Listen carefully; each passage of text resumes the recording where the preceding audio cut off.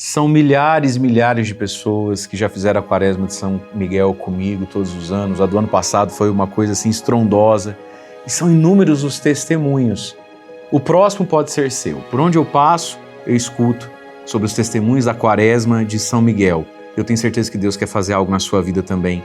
Por isso eu convido você, viva comigo a Quaresma de São Miguel desse ano, com esse material, o Diário Espiritual, cheio de novidades esse ano. Torne-se membro do meu site, conheça lá, padremario.com.br.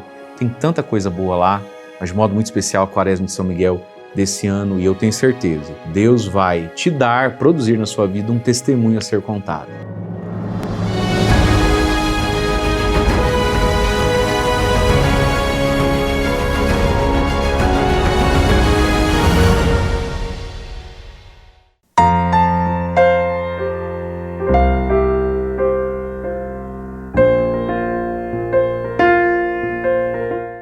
Olá, meu irmão, minha irmã, terça-feira da 18ª semana do Tempo Comum. Hoje é 5 de agosto e é dia de começarmos novena a São Maximiliano Maria Kolbe. Já ouviu falar desse santo? É esse aqui que fica sempre à minha esquerda, esse santo da Ordem dos Franciscanos dos Frades Menores Conventuais, um grande santo do século passado que morre no campo de concentração. E a novena que eu fiz para o YouTube para ele, se você acompanhar todos os dias, você vai conhecer a história de São Maximiliano e alguns pensamentos dele. É uma novena assim, muito querida, muito gostosa, assim. Faça essa novena. Eu dedico essa novena a todos os pais de família, porque ele deu a vida por um homem que era esposo e pai. Você vai conhecer a história dele na novena. Então coloca assim, Padre Mário, novena São Maximiliano. Maximiliano se escreve com um X, já sai aí, tem na descrição do vídeo também. Meu santo de devoção, gostaria de partilhar isso com você, tá bom? Queridos, é uma alegria estarmos aqui. Para o YouTube é importante, tá? Joinha, like, comentário, eu sei que você já sabe de tudo isso, né? E vamos então ao Evangelho de hoje, desta terça-feira da 18ª semana do Tempo Comum. O Evangelho que está em Mateus, capítulo 14, versículos de 22 a 36, e diz assim: Depois que a multidão comera até saciar-se, Jesus mandou que os discípulos entrassem na barca e seguissem à sua frente para o outro lado do mar, enquanto ele despediria as multidões.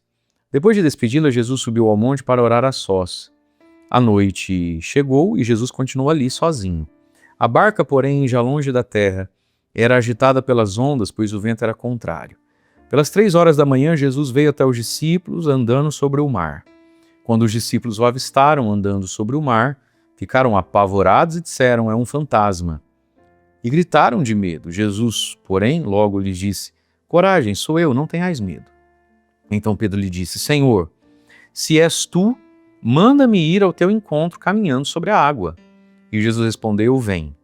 Pedro desceu da barca e começou a andar sobre a água em direção a Jesus. Mas quando sentiu o vento, ficou com medo e começou a afundar. Gritou: Senhor, salva-me. Jesus logo estendeu a mão, segurou Pedro e lhe disse: homem fraco na fé, por que duvidaste? Assim que subiram na barca, o vento se acalmou. Os que estavam na barca prostraram-se diante dele, dizendo: verdadeiramente tu és o Filho de Deus. Após a travessia, desembarcaram em Genezaré. Os habitantes daquele lugar reconheceram Jesus e espalharam a notícia por toda a região. Então levaram a ele todos os doentes e pediam que pudessem ao menos tocar a barra da sua veste. E todos os que a tocaram ficaram curados. Palavra da salvação, glória a vós, Senhor. Os que estavam na barca diziam: verdadeiramente tu és o Filho de Deus. Que maravilha estar na barca. Tem coisas sobre Jesus que só sabe quem está na barca. Só que a questão é estar na barca, entrar na barca, não pular da barca. E a barca que é a imagem da igreja, é a imagem da fé. Mas da fé que se vive, não cada um ao seu modo, meu jeito, meu Jesus. A fé que se vive com a igreja, como igreja, nunca sem a igreja. Com a comunidade local que expressa a igreja do mundo inteiro. Veja, os que estavam na barca, porque não pularam fora dela, e deu vontade de pular, hein? Uma tempestade, vai que afunda. E muitas vezes a gente olha para a igreja e fala: dessa vez a igreja afunda, dessa minha paróquia não sobrevive. Não é assim? Dá vontade de pular fora da igreja.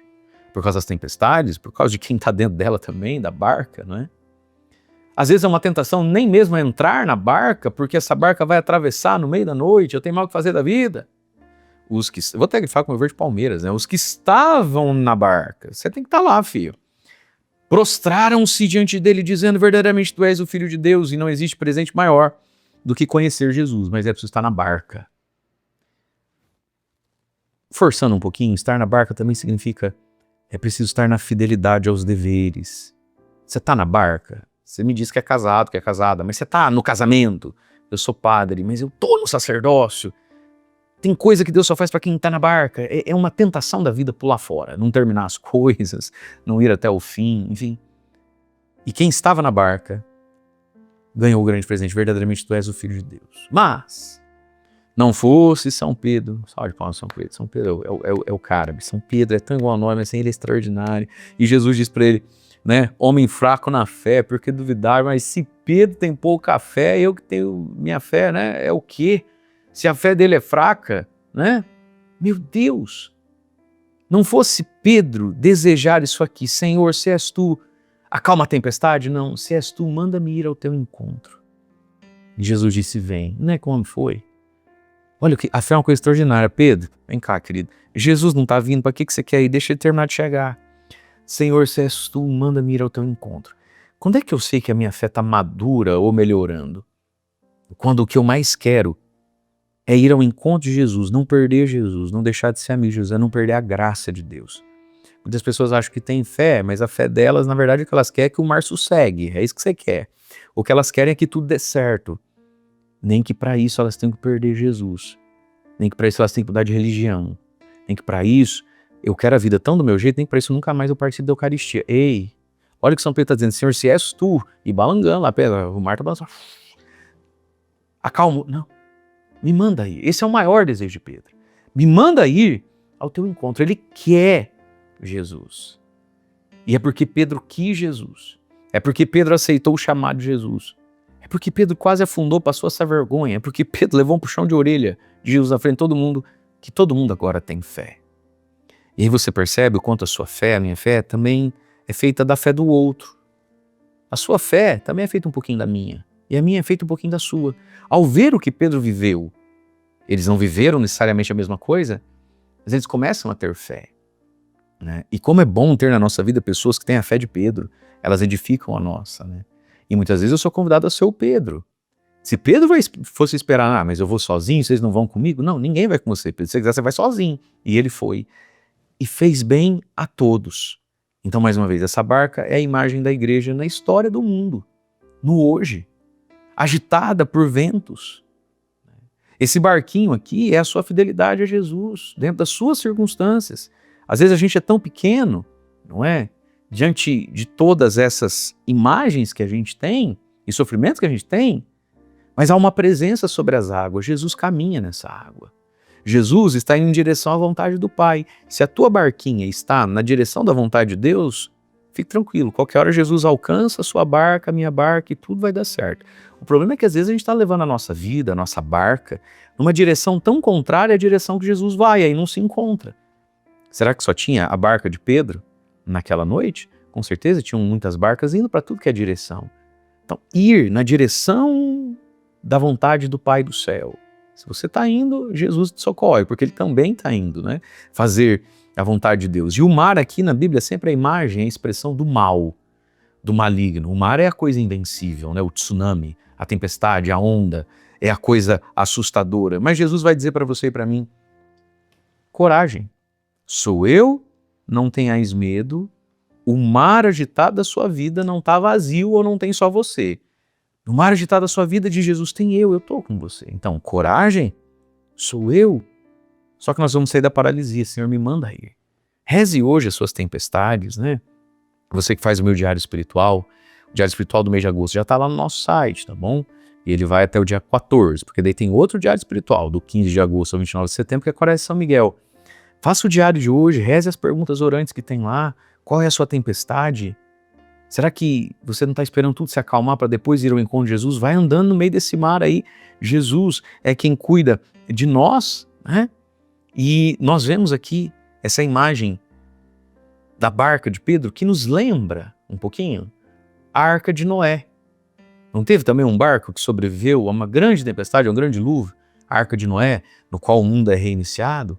Agora a barca de Pedro, que é a imagem da igreja. que sobrevive às tempestades, e quem está dentro dela cresce na fé, quem está dentro dela atravessa a história, atravessa para outra margem, atravessa para o céu, né? Que coisa mais linda isso. E essa imagem do barco que lembra a arca, o Papa Leão retomou na sua primeira homilia, né? Quando o Papa Leão XIV foi eleito, todo dia de manhã, a primeira homilia dele, com os cardeais, ele vai dizer que a igreja, né? Que ele quer cooperar para que a igreja seja sempre, né? Farol que ilumina, né? Ele diz Arca da Salvação, está fazendo memória, Arca de Noé.